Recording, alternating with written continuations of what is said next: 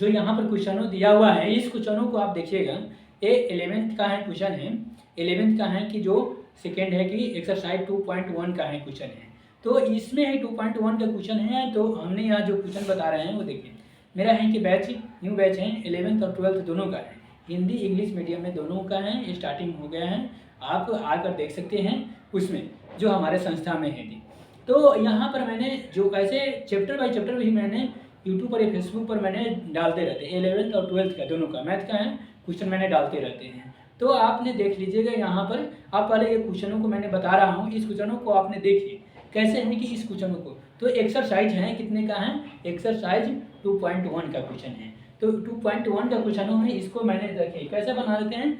यहाँ लिखा हुआ है यदि, क्या लिखा हुआ है, यदि लिखा हुआ है x/3 + 1y माइनस 2/3 और बराबर दिया हुआ है, बराबर 5/3 और कॉमा 1/3 दिया है, तो x और y का मान ज्ञात कीजिए। यहाँ पर लिखा हुआ है, तो इसको कैसे है कि बनाना है, देखिए इसको हमें कैसे बनाना है।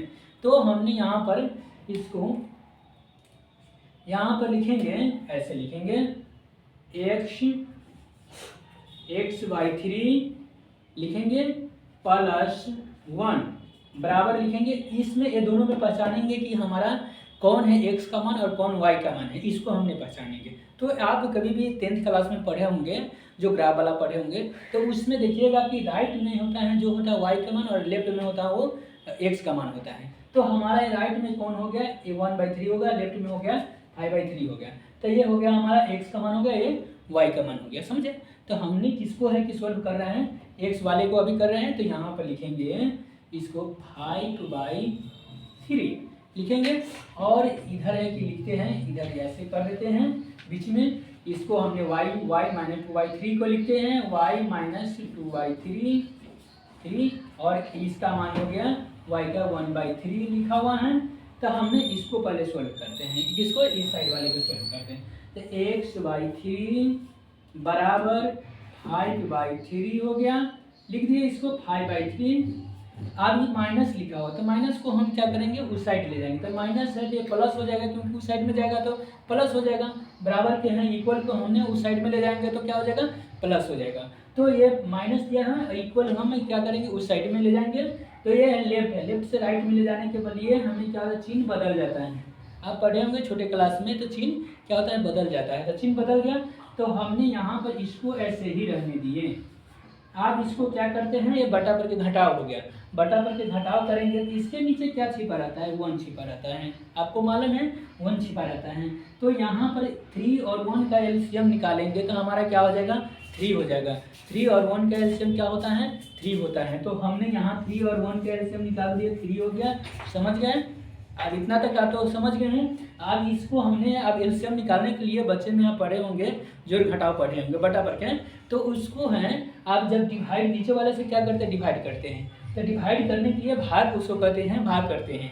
भाग करने के बाद हमारा है कि जो भागफल आता है, तो भागफल में है कि ऊपर वाले से गुना कर देते हैं, तो इससे हम भाग दिए, तो भाग देने के बाद भागफल कितना है, 1 आएगा, 1 में 5 से गुना करेंगे तो 5 आ जाएगा, हमारा आ गया।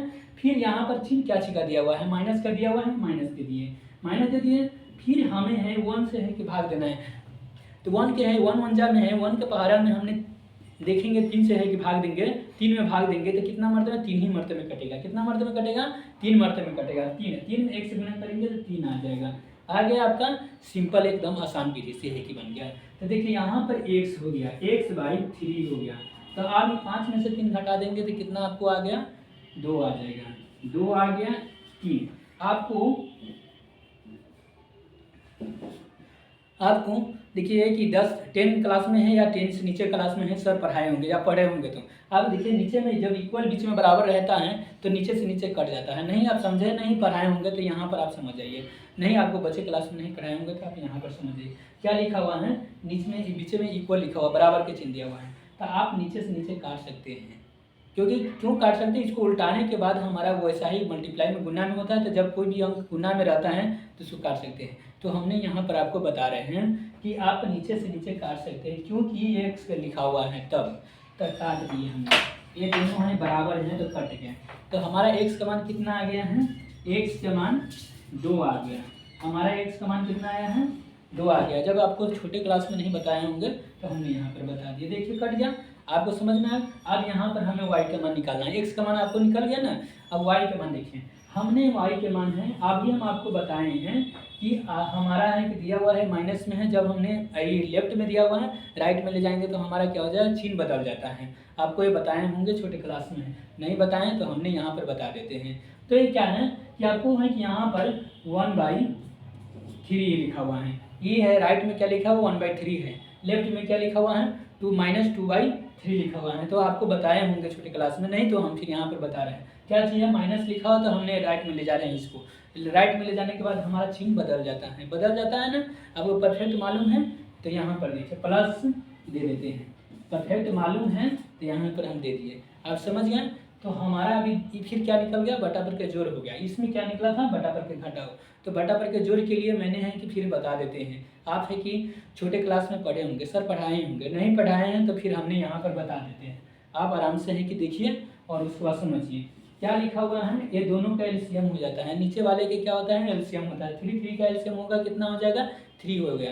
ये आप मालूम है ना, 3 का एलसीएम 3 हो जाता है। 3 लिख दिए आप। फिर उसके बाद नीचे वाले से इसमें डिवाइड देते हैं, भाग देते हैं ना। तो जो भागफल आता है ना उसमें ऊपर वाले से गुना कर देते हैं। मान लेते हैं हम कि भाग भी देकर बता देते हैं, आपको समझा देते हैं। एक ठो नहीं आप समझते होंगे तो यहाँ पर देखिए ये हमको इस 3 जितना ही रहेगा ना उसको हमने है कि यहाँ इस साइड में लिख दिया। इससे हमने भाग दे रहे हैं तो एक मरतबे में कट गया ना, तो एक मरतबे में कट गया। जो इसको क्या कहते हैं भागफल कहते हैं, उसको हम क्या कहते हैं भागफल। इस जितना ही आएगा ना अंक उसमें ऊपर वाले से गुना करेंगे तो इस एक में इससे गुना कर देंगे तो कितना आ जाएगा, एक ही आ जाएगा। एक में एक से गुना करने के बाद क्या होता है मालूम है, एक ही आता है। तो एक आ गया।